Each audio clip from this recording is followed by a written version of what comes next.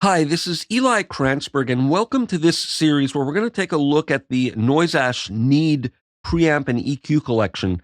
Now, this is a fabulous collection of Neve-style EQ and drive plugins. They sound fantastic. I've always been a big fan of Neve-style EQs. And in this first video, I want to look at the 31102 console, and we'll kind of look at the nuts and bolts of it and then put it to work in the next video. Now, here we've got the original mic preamp modeling. We have an 80 dB range of 0 all the way up to 80 dB, or 10 rather, up to 80 dB. We have an input trim over here, which is really useful, and this is separate from the main plugin input and output gain staging here. So we have an input trim, we can drive, we turn the preamp on or off there, but what's really great about this is this drive button, which acts as a kind of gain compensation. So when the preamp is in and we drive it up, we're going to get level matching, which allows us to really focus on the saturation that this is generating and not just a volume change. Now we can put the whole EQ section in or out with that button, and we can flip the phase over there. We have two very simple and intuitive filters. We have a low pass filter where we can go from 18 all the way down to 6 kilohertz. So a nice broad steep cutoff if we want. And we have a high pass over here where we can go up to 360.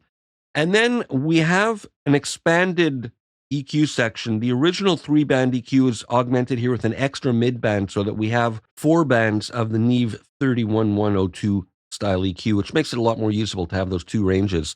So here we've got a high shelf, and I really like that they have separate knobs for the frequency and the gain instead of those combined knobs that we often see in the Neve plugins where you have to think about whether you're using the inner circle or the outer circle and which one is the gain and which one is the frequency range. I always find that confusing. So here we simply set the shelf frequency and then the amount of gain or boost, and we can option or alt click to snap back, and we can shift left click to open up a text entry field, so I can type in something like +6, hit return, and it'll boost it up 6 dB if you prefer entering like that. And then we have the upper mid band, which goes from 0.35, so 350 hertz, all the way up to 7.2 kilohertz. And I really love the sound of these boosts up high to 3.2, 4.8. Now, one could convincingly argue that why have these detente notched positions in software? Why not just make it sweepable between everything? Undoubtedly, the act of having these fixed band positions was a limitation of the hardware on the original units, and this emulates that limitation. So yes, in a software world, we could have more flexibility by making it sweepable, but I would argue that having these notched positions more closely emulates the sound of these hardware units that we all love. So again, boost and cut there, and then we have a high Q button for a narrower bandwidth at whatever frequency we're boosting or cutting. And then we have the additional band with the same range, and same function here with the high Q or normal Q for the width. And then we have a low shelf, which goes all the way down to 35, which is lovely on kick drums, doing a nice boost there.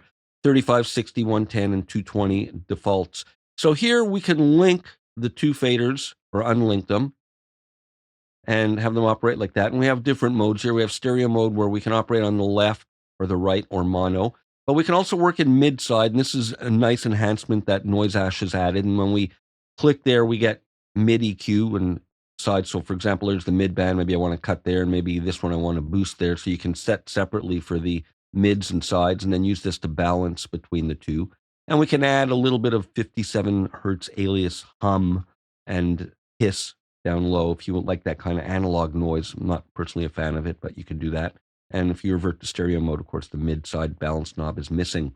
So we have input and output gain staging, and we have a width control where we can narrow the image all the way down to mono, option click, and it'll default to the standard width, but we can also enhance it and doing a nice kind of mid-side thing where we're enhancing the sides to get a wider stereo image. And it's easy to overdo it with this, so my advice is sort of use it with caution and judiciously.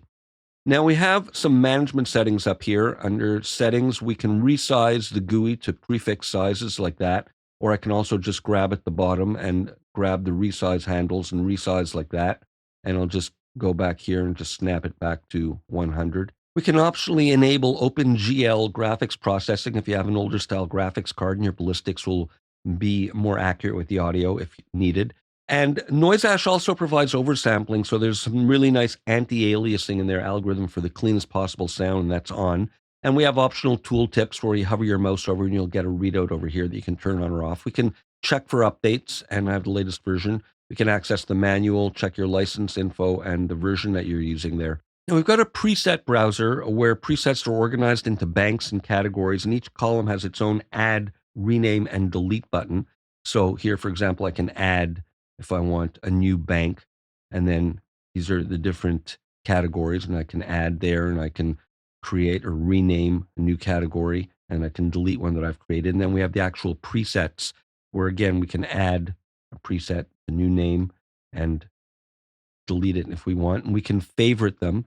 And then when we click the heart icon here, we'll see our favorites. So very intuitive browser for that. And there's the save button over there, and I'll click X to close it. But we can also use this menu to show in the Finder where it is, and just to show you where it is on the Mac in your hard drive, in your user folder, in your user, library, application support, NoiseAsh audio, and then the specific subfolder for this plugin. And then we have the different components in there. And we can easily import from the clipboard. If we copy them, we can export to a clipboard and import and export for another collection, to and from another collection. So again, very intuitive. And when we close this up, we have simple next and previous buttons. So what I'm going to do is just go to the initialized preset, and we'll just close that up. And we have an undo redo as well there, and drop down to get to preset scrolling that way. But what I want to do is put on a little test tone over here, and we'll just go to the initial preset. And I've just got a 1 kilohertz sine wave, and let me just mute the volume. We don't really need to hear it. We need to see it. I've got an analyzer here, and you'll see that the drive is off, and it's still adding harmonics. So if I actually bypass this plugin with nothing, we'll just see the 1 kilohertz sine wave. So with this on, it's generating harmonics already. And as I drive this up, I'm going to put the preamp on. You'll see that it generates more. And as I drive this up, they're getting a lot louder, and it's going to the red. But if I put this drive button in, we're going to get a gain compensation where I'm adding more harmonics, but it's got like a level matching thing going on. So it becomes more complex, but not necessarily louder.